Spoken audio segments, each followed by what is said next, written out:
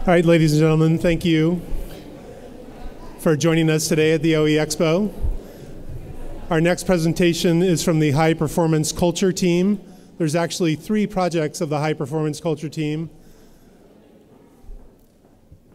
I'd like to remind you today that we are broadcasting this live. And after today's, the next presentation, the panel will be available in the lobby to take your questions. And with that, I will turn it over to the High Performance team.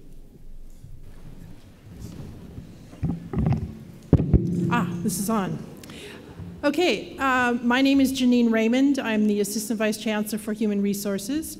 And I have with me, to my right and your left, Kia Afkari, who we are calling the Ops Guy, and Jill Erbland, who is on the Leadership Development Program team that's working with Kia on operating principles. And to my left, or your right, is Daniel Roddick, also a member of an LDP team that's working on the metrics project. And on the end is Stephanie Metz, who is in the OE program office, but for this project is a functional sponsor of that LDP team. So let me start by going back in time just for a few minutes to the High Performance Culture team, the initiative that worked last year on something that was a little more abstract than some of the other projects. So our task was to find ways to change behaviors that would sustain a high-performance culture. And through those discussions, we kept coming back to the need to define what in the heck we mean by high performance. We have a lot of very dedicated, very talented people among our staff, and when you put high-performing people in a culture that is dysfunctional and not quite as efficient as it might be, then even a high-performing person can get very frustrated trying to produce quality results. So we kept coming back to the need to define what we mean by high-performance culture. And we knew that was not a conversation that the team itself was going to have, that really needed to be a broader conversation. So the first recommendation was we need to engage the campus in that discussion of what is a high-performance culture, what are the values or principles that might identify high performance. So that's the operating principles project. Second, metrics has to do with developing the tools that will help us assess and measure what we're doing so that we can constantly be making improvements. So thus we have the metrics project. And the third, targeted talent development, really speaks to developing our talent from within, developing our own staff so that we can meet different objectives in the future. So I'm going to stop there and turn it over to Kia and Jill to talk about operating principles. Thank you, Janine. Again, my name is Kia. I'm the functional sponsor of the Berkeley Operating Principles Project. I'm noticing that it's the first week of spring, so it's a time of renewal, and I'm glad to see that there's so many folks here who are trying to make things better at Cal. We also have Jill Erbland. Hi, I'm Jill Erbland. I'm at the Haas School of Business as well as doing the Leadership Development Program this term. Great. So if you care about improving operations at Cal, you are in the right place. Great. Well, we're just going to quickly talk about, so the OE vision for UC Berkeley is that of a world-class research, teaching, and service supported by world-class systems, processes, and people.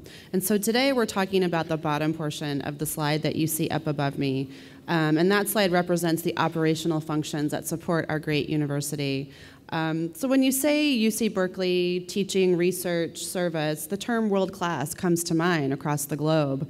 However, when you say UC Berkeley operations, you get an entirely different response. And so our goal of this project is to close that gap. And so you see the bottom of that slide, it represents that piece of the work that we're doing right now.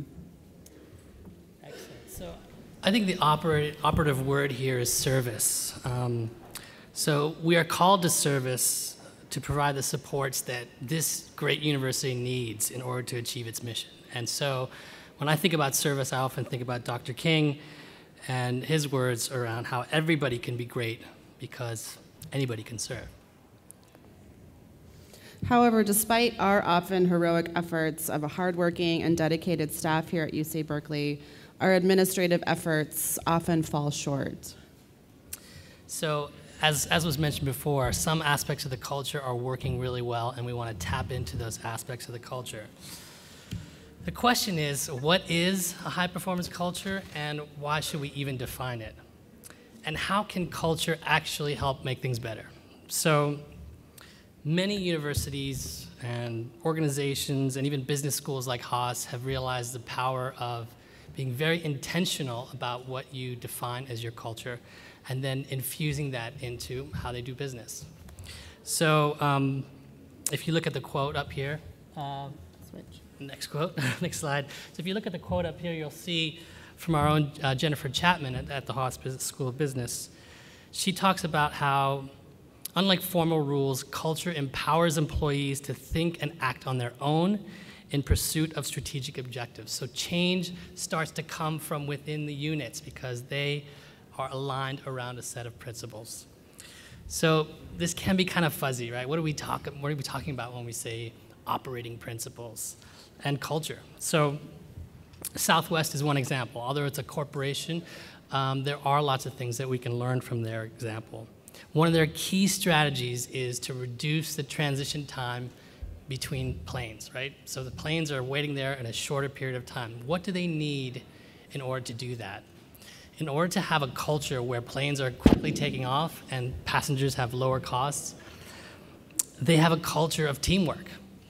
You know, so the pilots are in there helping clean up, the passengers help out, and so they have this culture of having teamwork and having fun, and that helps them achieve their strategy. So that's one example of an operating principle that could help make the university better. Even on our own campus, so let's start thinking about what do we mean. So let's say we did a real big input gathering from the entire campus and really focused on a few set of principles. And one of those principles, let's say, is keep it simple. If we decided that that is a key principle for us to focus on, you could see how, I could have used that principle last week in this meeting when things were getting very complicated and we needed that sort of principle to help guide us through. Or it could have helped me with this with this business process. So that's an example of an operating principle that might actually be concrete and helpful to us. And that's what we're talking about. We're talking about concrete mantras that can be used to improve the experience for all of us, so we don't all tear our hair out when things don't work well. Yeah, so we're really trying to define sort of the operational or administrative culture that supports the academic mission. And there are two main goals of this project. As Kia talked about the operating principles. So one of those is to engage all of you and our entire staff, student, faculty community to help us define and refine those operating principles that can lead us to a high-performing culture. And then also to infuse those principles into the campus system, such as with hiring or unit metrics, onboarding, performance evaluations, et cetera. Great. So let's talk a little bit about what Berkeley Ops is and what it's not. Berkeley Ops is not about our principles of community. We already have those in place. It's not about what happens in the classroom or the general values for Cal.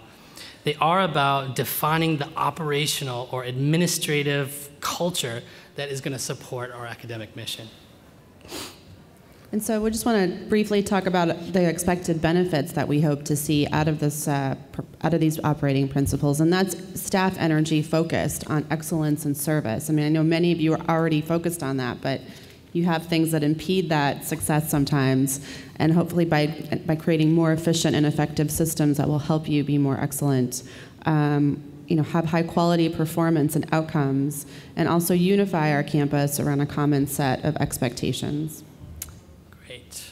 So let's just briefly talk about what we expect for 2012. Right now, we're really in the gathering input stage. So there's an LDP group outside who has been working diligently on having an initial set of operating principles and really testing those, doing focus groups and getting a sense of, is this what we want to sort of put out to get more input? So we are starting slowly and then wanting to gather tons of input from the entire community toward the summer and fall, where then we'll start to narrow and start to finalize those ops, hopefully, by the end of summer and fall, or early fall. Once that's done, that's the first major hurdle. We've got a set of ops. The second major hurdle, as we said, is to infuse those ops into systems, how we hire, how we do onboarding, how we do performance evaluations, what happens with metrics. So that's the idea, and that's sort of the second big hurdle, is to really make it something that we all buy into, believe in, and think it reflects what is high performance.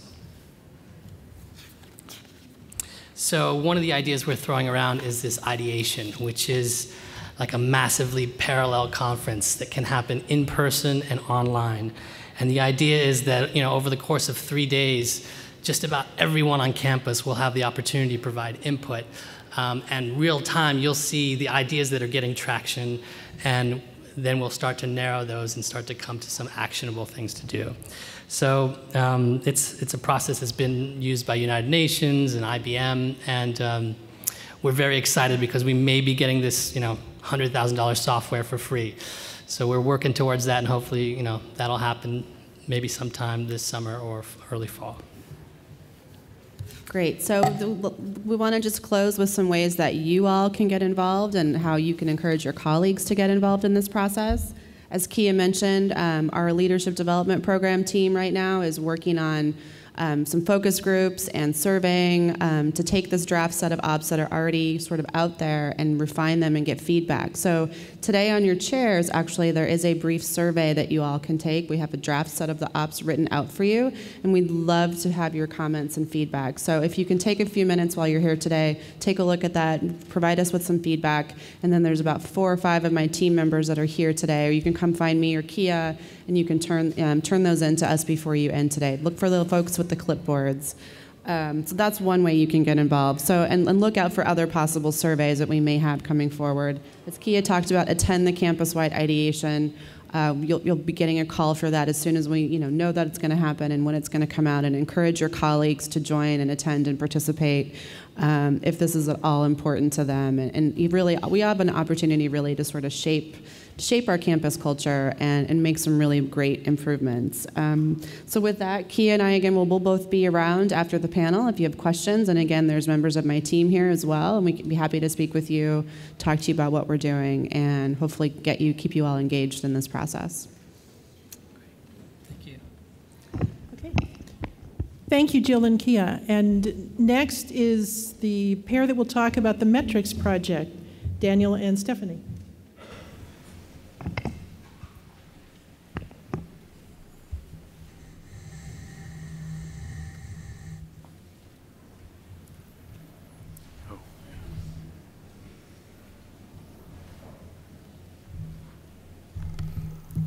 Hello. I'm just going to start with an introduction to what are metrics, or what does the word metrics mean. This is not a word we use on campus very often or in very many places. So at a very basic level, metrics is measuring something to determine whether you're meeting your goals or not. So probably a lot of you already do this in your units, and you just don't call it metrics. So for example, if you work in a student services area, you might process appeals forms of some kind, and you might have a goal in your unit of processing your appeals forms within a certain number of days, 10 days. And so you measure how long does it take you to process appeals forms. That's one form of metrics. You have a goal of doing this process in a certain amount of time, and then you measure whether you're doing that or not. There are lots of other types of metrics that you could have in any of your units too. Customer satisfaction, for example. You might be taking a survey of your customers to see how satisfied they are with your service. That's a form of metrics. If you have IT systems and you want to make sure that those systems are up and running all the time, you might be measuring how many business hours a day, a week, a month are your systems up and running. That's a type of metric. So I think even though this word metrics may not be very familiar on campus, I think a lot of us are doing this already, and this is the type of work that we want to start embedding around campus. So Daniel's going to talk about the work that's underway in the LDP team right now on metrics. So So I wanted to just give a little plug for the Leadership Development Program. It's being run by Inette Dischler, and it's what's given us, Jill and I, the opportunity to work on these projects. So there's many ways you can get involved on campus, but it's been a great conduit for us that we can now be a part of these project teams. Behind me here, you'll see the vision that our team put together. We wanted to keep in mind the larger picture that we're trying to help all of you, including ourselves, do our best work. And so the metrics that we're working on, they're operational metrics. So they're looking at the unit level. The purpose isn't to critique individual performance, but how we're working together as a team so that we can all do our best work and be engaged and happy at the university.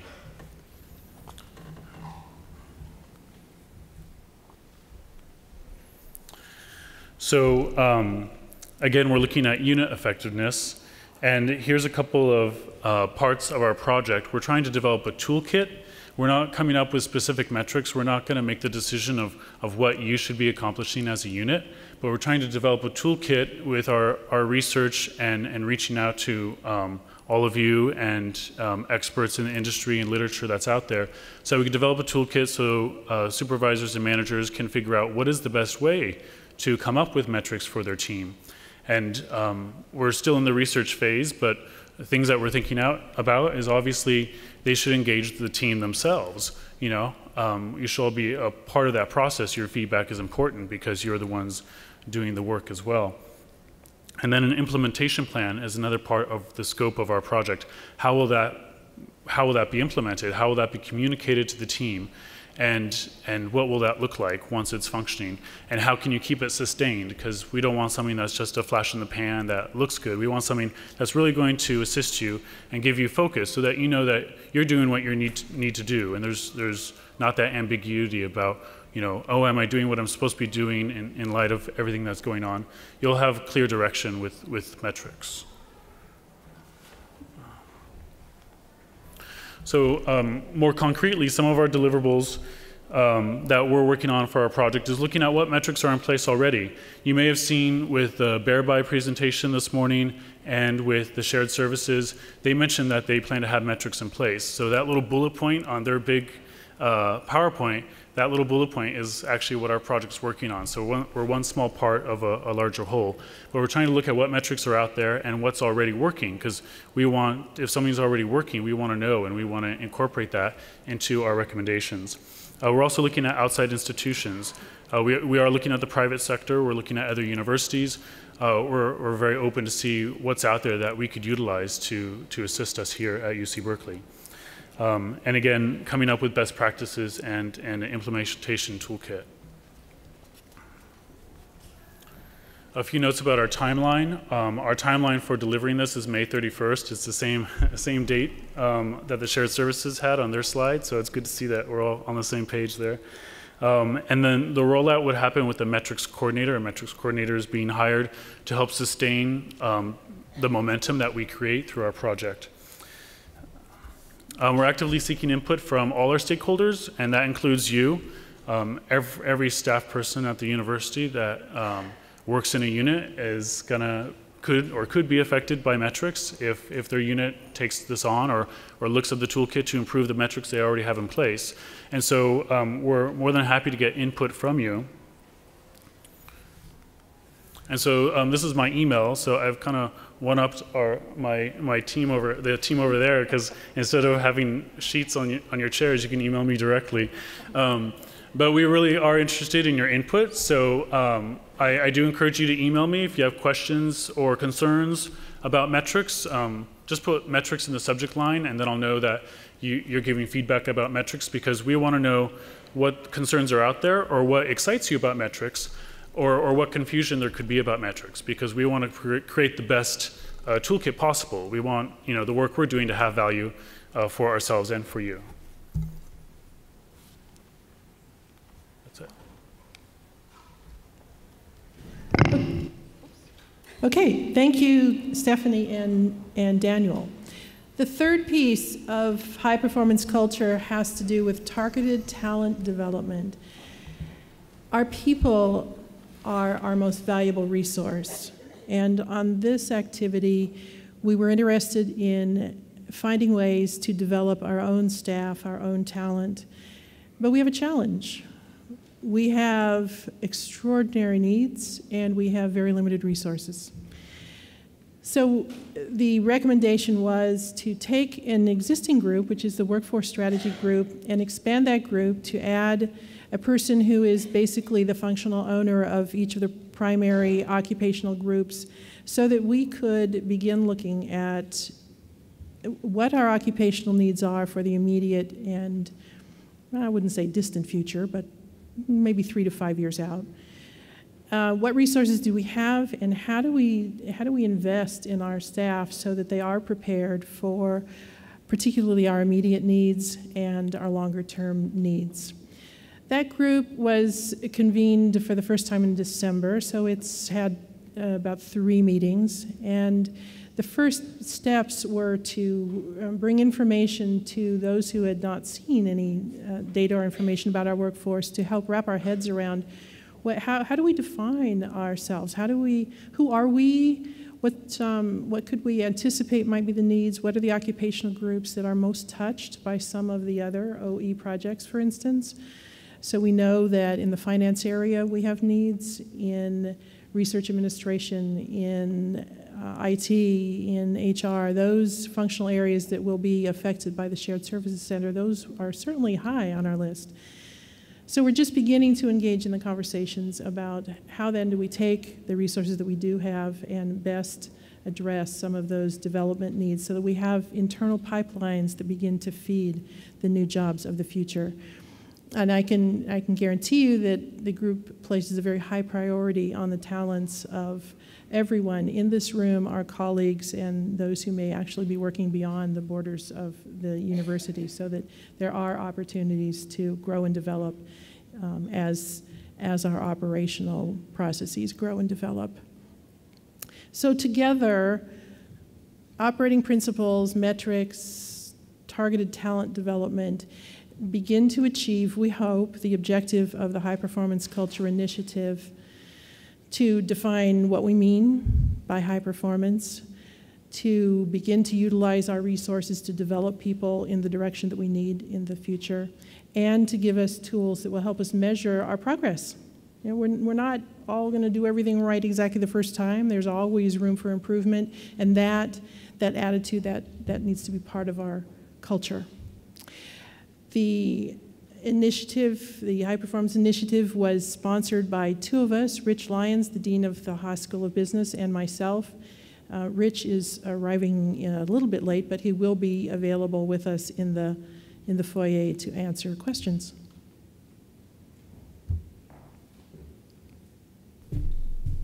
Excellent, thank you.